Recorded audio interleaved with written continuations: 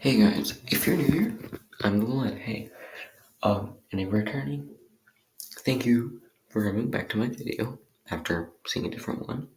You are truly a beloved. Um, and this is Risk of Rain 2 in D&D. Let's get right into it.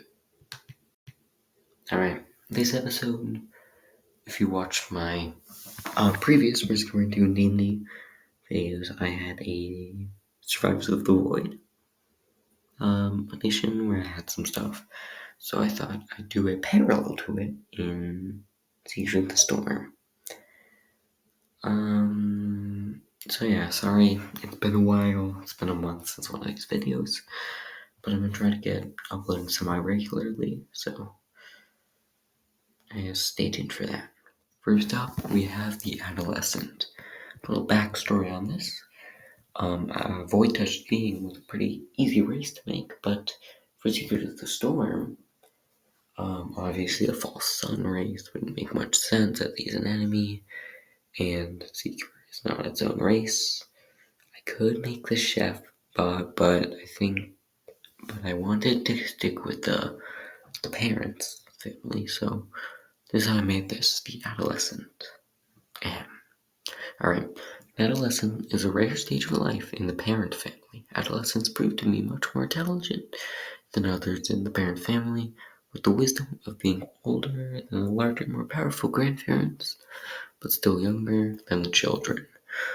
When they were first discovered, the smaller oppressed group of adolescents got onto the ship and found their way to Earth. The adolescents perfectly blended in with the other alien nations on the planet, and some were employed by the UES.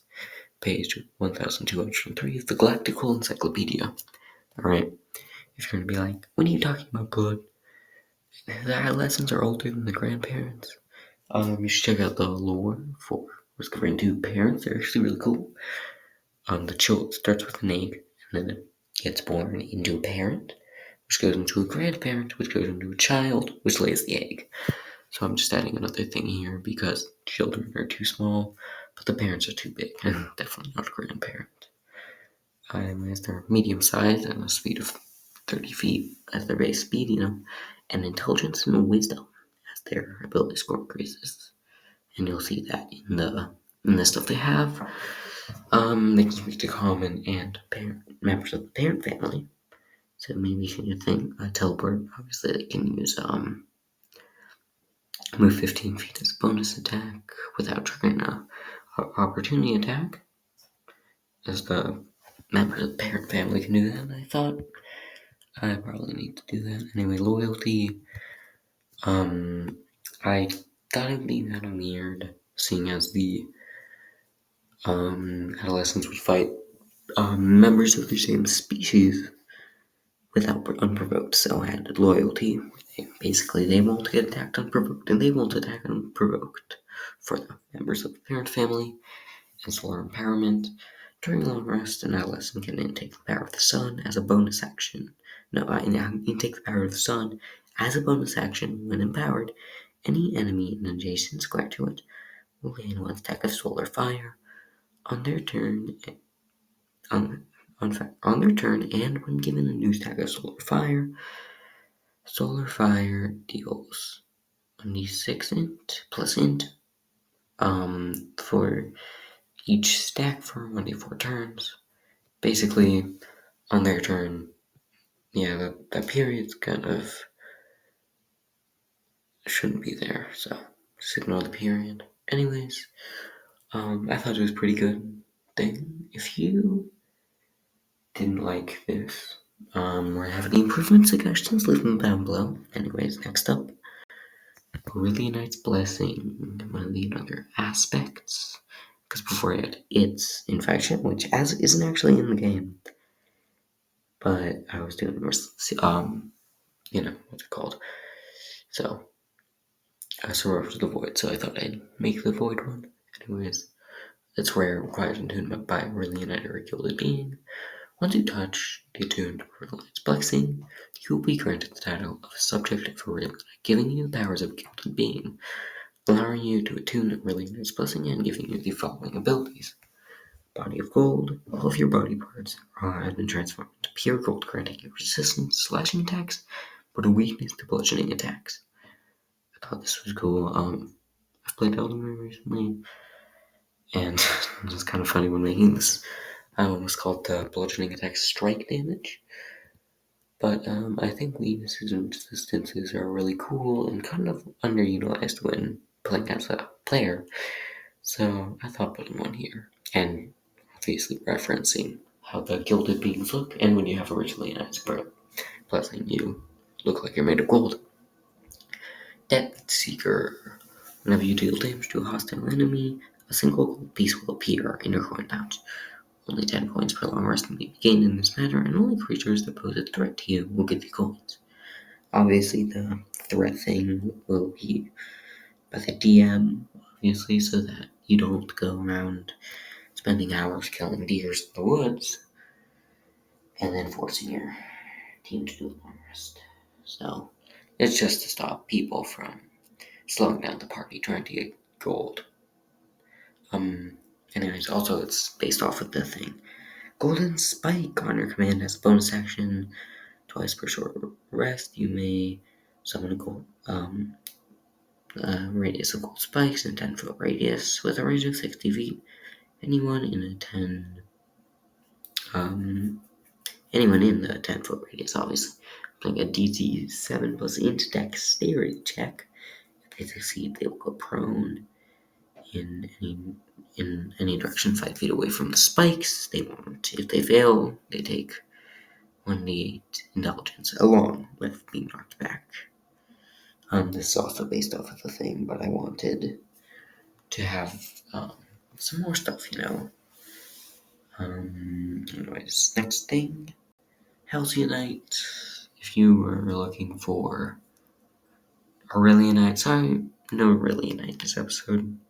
Maybe later when I make all the bosses, Anyways, Halcyonite here is a large construct and he's lawful evil. Why did I make him lawful evil?